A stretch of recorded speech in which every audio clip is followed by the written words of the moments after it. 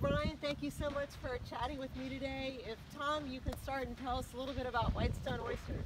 Yeah, absolutely. Well, Lisa, thanks for coming down. We really appreciate it. And welcome you to Whitestone. Thank you. Whitestone Oyster Company was started back in 2014, and the original vision and goal was to produce a unique product and put something on the menu, on menus across the country that we're absolutely proud about. And our goal today is just we're trying to make the best oyster we possibly can, and it really comes down to the environment and where we grow it, and that's really what led us to Whitestone. Is I think Whitestone has some of the best waters on the Chesapeake Bay to grow an oyster. And now we're shipping oysters. Things have happened really fast for us. We're shipping oysters all over the country: Miami, Chicago, Los Angeles, Denver, all the major markets, New York City.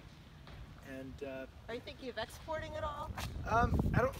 Certainly, you know, right now we see a lot of growth in the U.S. markets. We are exporting a little bit to Canada, which is new for us, and just a whole other process and logistical thing to figure out, which is fun.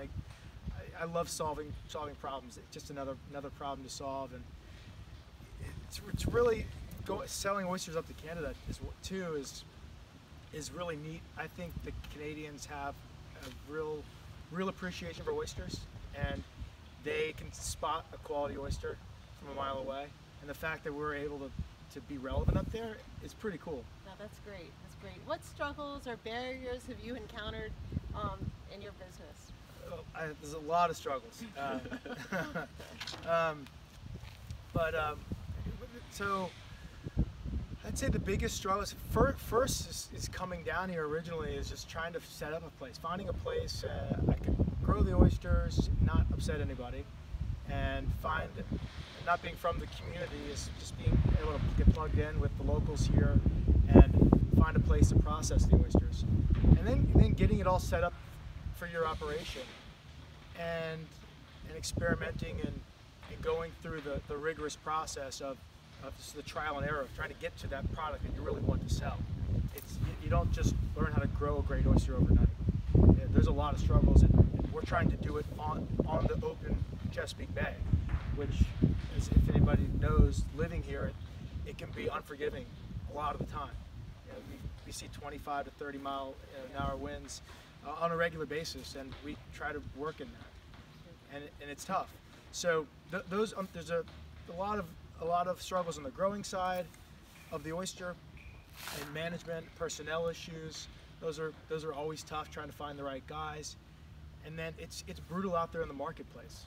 So trying to sell your product, you're dealing with people that put a lot of money in marketing, and that's been a whole nother challenge that I think we're trying to meet and having some success. And at the end of the day, I do think that growing a better product will win out on the marketing over any sort of marketing material that anybody else produces. So those are just some of the struggles we've had. Could I ask you a little bit about the workforce piece? Is it an issue of finding talent or training folks, or are most of your folks coming from the Middle Peninsula and commuting to the Northern Neck, or do they live here? We have a combination of both. Majority of the guys that work here are on the Middle Peninsula, but just right over the bridge. And I think that this area has a great workforce. I have found out that my struggle has been, especially early on, is training myself to hire the right way, and trying to build a process that weeds out the guys that wouldn't be a good fit sooner, instead of finding out after they've been on payroll for 2 months, and then having to go through that process of letting people go, which is always a disappointment for both people. So just making sure that being very clear about our expectations and understanding what the new hire is looking to gain out of employment has been really important. I think it's paid off for us in the long run.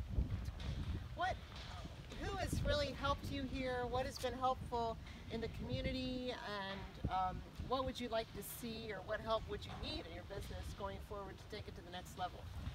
Well, I'd say a big, huge help, and I almost see him as a father to me, like a father down here, is David George, who is the owner of this property. and I just came in, and I didn't even know how to drive a boat when we first started this thing, and we got ourselves in a lot of trouble often. And he's always been a phone call away, drop whatever he's done to come help us out. So a patient landlord. A patient landlord, a very patient landlord, and he believed in us from the very beginning. A lot of people did not see the vision, and I don't know if he necessarily saw it either, but he believed in the spirit that I think I have, and so that he's just been great. So he's been the #1 champion here locally for our company, and I'm very lucky to have him on our side. That's excellent. It's great to have you here as part of a wonderful, functioning, active oyster aquaculture industry. So thank you, We're Tom. happy to be here. Hopefully we can stay a really long time. Absolutely, absolutely. And Brian, this is Brian Byrd, Byrd Seafood. And Brian, I'd like to ask you too about your story and how you ended up back in the Northern Neck. I think you're a comeback here, correct? I'm a comeback here, yeah. I grew up here in the Northern Neck, moved away for a little while to Key West, Florida. My stepfather is a third-generation waterman, born and raised in Irvington. They had a seafood business they sold back in the 90s when all of the oysters died off. You know, we had a struggle here with the seafood industry. So when I moved back, I learned that the oysters were growing. You know, people were popping up like Tom with oyster aquaculture. The wild-caught oyster was coming back, so I wanted to highlight, you know, things that we were getting from this area. I saw an opportunity, kind of ran with it. I caught up with the Dog and Oyster. They make wine there that pairs specifically with oysters. So I kind of got the opportunity to start out there, ran with it from there. Now I have a food truck, and taking our oysters from this area and showing it to everyone at events and festivals and things like that. It's been a great run. You know, most of our oysters that are grown here are shipped elsewhere. So I kind of wanted to highlight them here in this area. We get a lot of tourists to the area. Virginia Tourism helps out quite a bit. The Planning District Commission and also helping out. And like I said, you know, just wanted to give a piece back, you know, to where I grew up. That's great. Well, what sort of challenges or barriers have you faced in getting where you are? Well, lots of challenges and barriers because I had no clue, you know, when I was first starting out. I've been in the restaurant industry for 15 years. I've done every position, you know. I knew how to run a restaurant, but I didn't know how to run an oyster, you know, restaurant. I go down and pick up oysters fresh out of the water daily. You know, the weather has a lot to do with it. I have an outdoor restaurant, had to deal with wind. I bought 5 different tents for my outdoor setup. You know, and then I run into a lot of issues where I came up with a lot of different menu items, and so others around the area saw that I was doing well, and now they're using some of my menu items. So imitation is the highest form of flattery there. Okay, definitely, so yeah. So you know, keeping it unique. Keeping it unique, and everything I do, I try to be as different as possible, come up with different ideas. Everything changes, you know, throughout the week, especially seasonally. You know, doing a restaurant, especially locally here, and serving fresh out of the water to your table. Sure. You also want to have produce and things like that that are seasonal as well. I do soft shell crabs. You know, I try to do lots of different things that are produced in this area, and taking it around with it. That's great. Well, what helpful things would you need in the future, and what has been helpful in the past to you as you've gotten your food truck going?